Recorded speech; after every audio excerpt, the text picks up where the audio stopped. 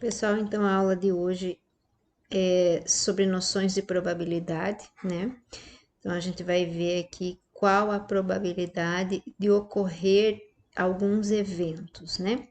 Então, qual a probabilidade de ocorrer dois eventos ou mais do que dois eventos independentes, quer dizer que um evento não afeta a probabilidade de um outro acontecer, e a gente vai ver um evento quando ele acontece e exclui o outro acontecimento, né?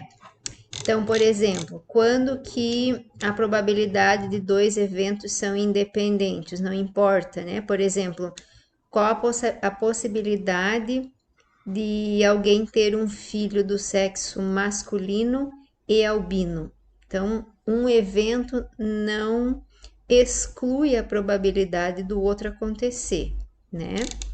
Diferente de quando eu falo qual a probabilidade de o casal ter uma menina ou um menino, né? Na primeira gestação.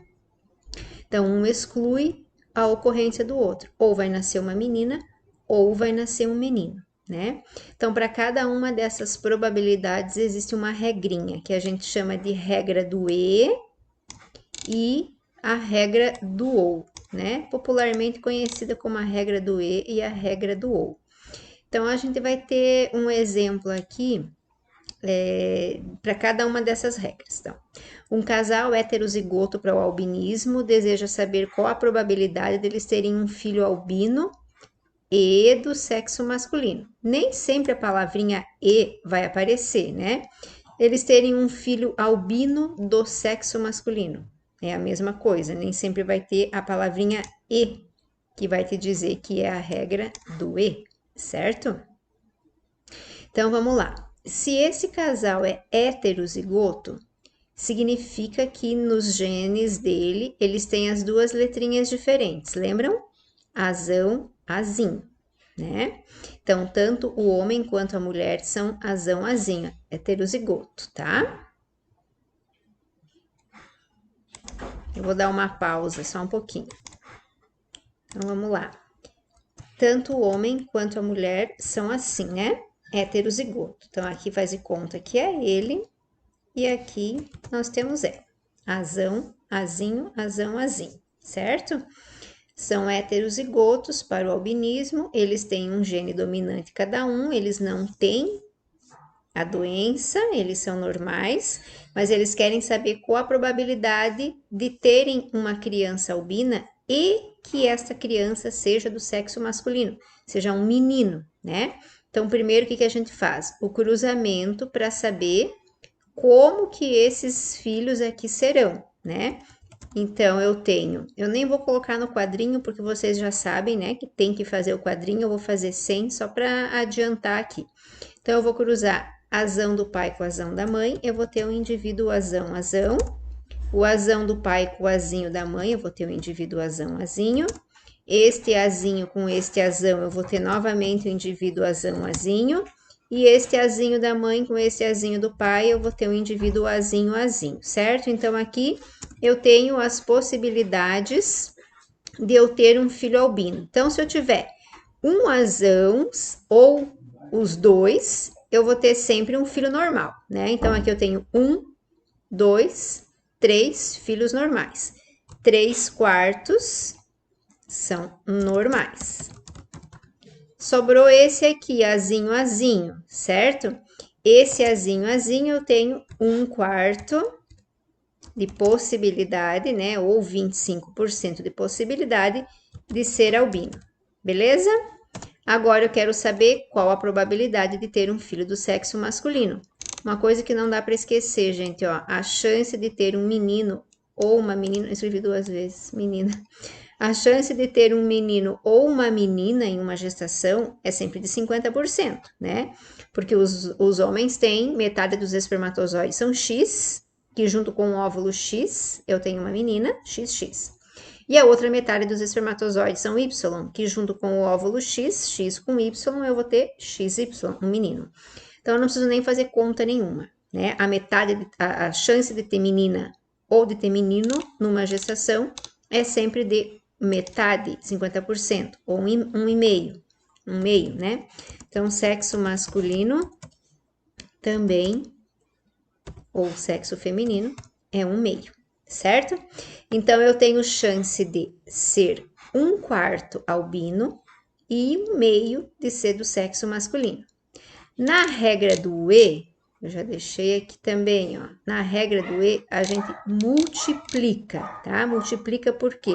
Porque a regra do E diz que a probabilidade de 2 ou mais eventos independentes ocorrerem conjuntamente é igual ao produto das possibilidades que ocorrem separadamente. Produto é o resultado de uma multiplicação, né? Então, como é que eu faço? Eu faço 1/4, que é a possibilidade de ter um filho albino, vezes 1/2, que é a probabilidade de eu ter um menino, né? Uma criança do sexo masculino. Multiplicando aqui, isso aqui envolve matemática, né, gente? Fração. Quando eu tenho multiplicação de frações, eu faço o quê? Multiplico os numeradores, então eu tenho 1 vezes 1 que dá 1, e multiplico entre eles os denominadores, que 4 vezes 2 dá 8.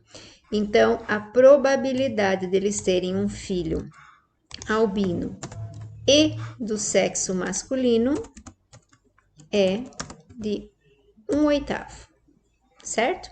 Essa é a regra do E. Agora, vamos para a regra do OU. O que acontece na regra do OU?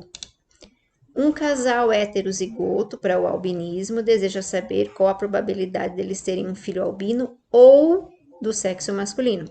Então, aqui um evento exclui o outro, né? Vocês viram que é o mesmo exercício, só que ao invés de usar e, eu usei o ou. Então, eu quero saber qual a probabilidade de ser albino ou dessa criança nascer do sexo masculino, tá?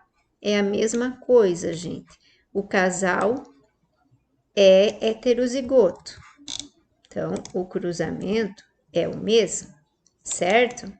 Para ser do sexo masculino ou do feminino, é a mesma coisa. É de 1/2 também.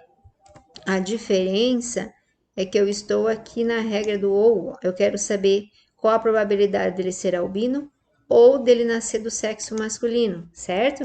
Então, quando eu tenho a regra do ou, a gente soma essas frações. Então, eu tenho 1/4 mais 1/2, certo? E quando eu tenho a soma de frações em que os denominadores são diferentes, lembrem que a gente tem que tirar o mínimo múltiplo comum, né? Então, o mínimo múltiplo comum entre 4 e 2 é 4. 4 dividido por 4, 1 vezes 1, 1. Opa. Mais 4 dividido por 2, 2 vezes 1, 2. Tudo isso aqui sobre 4, que é igual a 3/4. Então, qual a probabilidade desse casal ter um filho albino ou do sexo masculino? É de 3/4. Ok? Então, é bem simples, né? É só eu lembrar que para a regra do E, a gente multiplica essas frações e para a regra do OU, a gente soma, tá? Ok? Qualquer dúvida, vão perguntando.